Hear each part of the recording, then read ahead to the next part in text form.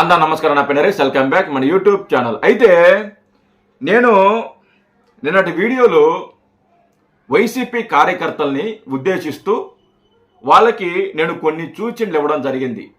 అయ్యా వైసీపీ కార్యకర్తలారా, రేపు మీ పుట్టిరెడ్డి పర్యటన ఏదైతే ఉందో ఆ పర్యటనకి మీరు వెళ్ళబాకండి, చాలా జాగ్రత్తగా ఉండండి.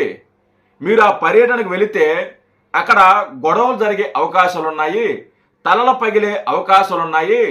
పుట్టిరెడ్డి అక్కడ విధ్వంసం సృష్టించడానికి పెద్ద ప్లాన్ వేశాడు, చాలా జాగ్రత్తగా ఉండండి. వీలైతే ఆ టూర్కి మీరు వెళ్ళబాకండి, ఆ ప్రోగ్రాంకి మీరు వెళ్ళబాకండి, చాలా జాగ్రత్తగా ఉండండి అని నేను చిలక్క చెప్పినట్టు నిన్నటి వీడియోలో నేను వైసీపీ కార్యకర్తలకి చెప్పడం జరిగింది. అయితే నా మాట వినకుండా, నా మాట పట్టించుకోకుండా వైసీపీ కార్యకర్తలు ఆ పర్యటనకి వెళ్ళడం జరిగింది. ఆ పర్యటనకి వెళ్ళిన తర్వాత అక్కడ కొంతమంది వైసీపీ కార్యకర్తలు మరో వైసీపీ కార్యకర్త మధ్య ఘర్షణ జరిగింది. ఒక వైసీపీ కార్యకర్తని మరో కొంతమంది వైసీపీ కార్యకర్తలు అతని మీద దాడి చేసి అతని తీవ్రంగా తల మీద బాది అతను తలని పగలగొట్టడం జరిగింది. ఈ వైసీపీ కార్యకర్తలు కొట్టింది వైసీపీ కార్యకర్తలే, తల పగిలింది వైసీపీ కార్యకర్తే. నేను చిలక్క చెప్పినట్టు చెప్పా, మిమ్మల్నే చంపేస్తారు, మీ మీదే దాడులు చేస్తారు, దాని ద్వారా వాళ్ళు సింపతి క్రియేట్ చేసుకుంటారు. సో మీరు వెళ్ళబాకండి, చాలా జాగ్రత్తగా ఉండండి, అప్రమత్తంగా ఉండండి అని నేను ఒక సాటి మనిషిగా, ఒక సాటి కార్యకర్తగా నేను వాళ్ళకి సూచనలు ఇస్తే నా మాటలు లెక్క చేయకుండా ఆ ప్రోగ్రాంకి వెళ్ళారు, ఆ పర్యటనకు వెళ్ళారు. దాంట్లో భాగంగా ఒక వైసీపీ కార్యకర్త తల బద్దలు కొట్టడం జరిగింది. అయితే ఈ వైసీపీ వాళ్ళు దీన్ని ఏమని ప్రచారం చేస్తున్నారంటే, ఏదైతే వైసీపీ కార్యకర్త ఉన్నారో అతని మీద పోలీసులు లాఠీ చార్జ్ చేశారు, పోలీసులు దురుసుగా ప్రవర్తించారు, అందుకోసం అతని తల పగిలింది, అతని తల పగలడానికి పోలీసులే కారణం. ఆ బాధపడ్డ కార్యకర్త, ఆ గాయపడ్డ కార్యకర్తని జగన్మోహన్ రెడ్డి పరామర్శించడానికి కారు దిగుతుంటే పోలీసులు కారు దిగనీయకుండా జగన్మోహన్ రెడ్డి గారిని ఆపేశారు. అతను జగన్మోహన్ రెడ్డి గారు పరామర్శించాలని అనుకున్నా కానీ పోలీసులు అనుమతించలేదు అనేసి ఒక పనికి మాలిన వాదన వాళ్ళు తీసుకురావడం జరిగింది. నిజంగా అక్కడ జరిగిన సంఘటన వేరు, వీళ్ళు మాట్లాడుతున్నది వేరు. ఒకసారి సాక్షి ఛానల్లో ఏం మాట్లాడుతున్నారు ఒకసారి వినండి. ప్రయత్నం చేశారు వైఎస్ జగన్మోహన్ రెడ్డి. ఈ నేపథ్యంలోనే వైఎస్ జగన్ ని కాన్వాయ్ దిగకుండా అడ్డుకున్నారు ఎస్పీ మణికంఠ. తిరిగి కాన్వాయ్ లో వైఎస్ జగన్ ను ఎక్కించేశారు ఎస్పీ మణికంఠ.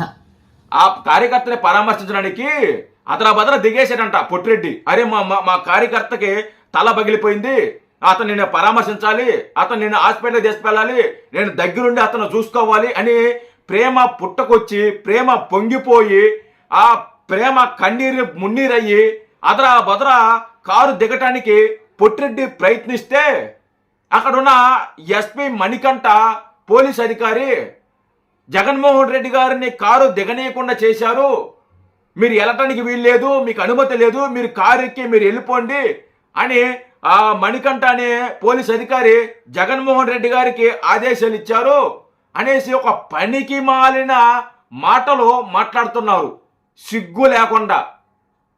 అసలు జరిగిన సంఘటన ఏంది, అసలు ఏమి జరిగింది, ఎక్కడ గొడవ స్టార్ట్ అయింది, ఎందుకు గొడవ స్టార్ట్ అయింది అనేది వీళ్ళు దాపెట్టేసి వీళ్ళకి నచ్చినట్టు వీళ్ళు రాసుకుంటున్నారు. అయితే వాస్తవం అనేది ఒకటి ఉంటుంది కదా, నిజాలు అనేది ఒకటి ఉంటుంది కదా, ఆ నిజాలు కూడా బయటకు వస్తాయి కదా.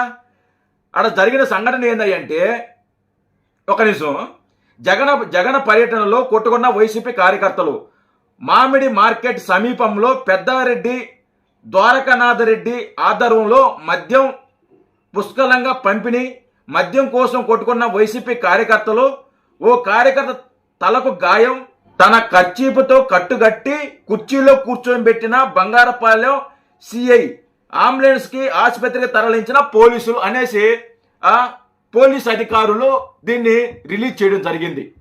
పోలీస్ అధికారులు దీన్ని రిలీజ్ చేశారు. ఎవరో ఒక టీడీపీ కార్యకర్త, లేకుంటే టీడీపీ నాయకో, లేకుంటే జనసేన కార్యకర్త, లేకుంటే జనసేన నాయకులు ఎవరో దీన్ని రిలీజ్ చేయలే. సాక్షాత్తు ఆ ఎస్పీ మణికంఠ ఎవరైతే ఉన్నారో ఆ పోలీస్ అధికారి ఒక ప్రెస్ నోట్ ఒకటి రిలీజ్ చేయడం జరిగింది. అసలు ఏం జరిగిందని వాళ్ళు ఎక్కడో బయట కొట్టుకున్నారు. వాళ్ళు ఎక్కడ మార్కెటింగ్ చాలా దూరంలో మద్యం దగ్గర గొడవలు వచ్చి ఆ మద్యంలో నీకెంత కావాలా, నాకెంత కావాలా, నీకెంత పోయాలా, నాకెంత పోస్తారా అని చెప్పి అక్కడ గొడవలు వచ్చి ఆ వైసీపీ కార్యకర్తని తల బద్దలు కొట్టడం జరిగింది. ఆ బద్దలు కొట్టడం కూడా ఒక ప్లానే, అది ప్రీ ప్లాన్ గానే చేసి ఉంటారు. నాకు తెలిసి ప్లాన్ ప్రకారమే చేసి ఉంటారు వాళ్ళు. ఎందుకంటే వైసీపీ కార్యకర్తని తల బద్దలు కొడితే సింపతి క్రియేట్ చేయొచ్చు, సింపతి డ్రామా క్రియేట్ చేయొచ్చు అనేసి ఒక ఇది వాళ్ళలో ఉన్న ఒక ప్లాన్లో ఒక భాగం ఇది.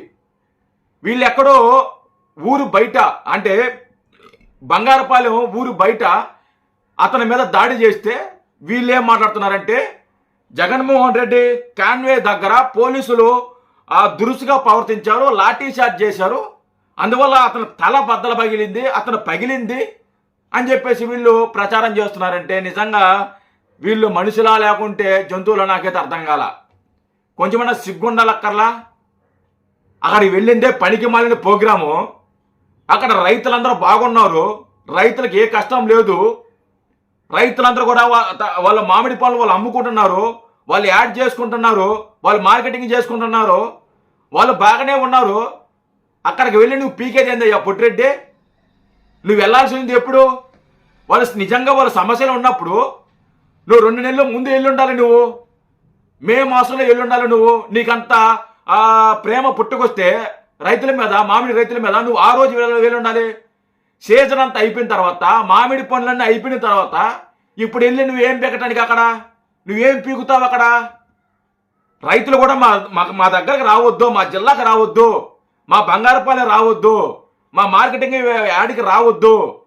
మీరు ఇక్కడ వచ్చే మా రైతులకి మాకు గొడవలు పెట్టద్దు, మా రైతులందరూ కూడా మేము బాగున్నాము, మీరు వచ్చి ఇక్కడ మాకు గొడవలు పెట్టద్దు, మీరు రావద్దు, గో బ్యాక్ అని రైతులందరూ కూడా రోడ్ల మీద వచ్చి ధర్నాలు చేస్తుంటే సిగ్గు శరం లేకుండా అక్కడికి వెళ్ళి పరామర్శించిన పేరుతో అక్కడికి వెళ్ళి ఒక వైసీపీ కార్యకర్త తల బద్దలు కొట్టడం జరిగింది.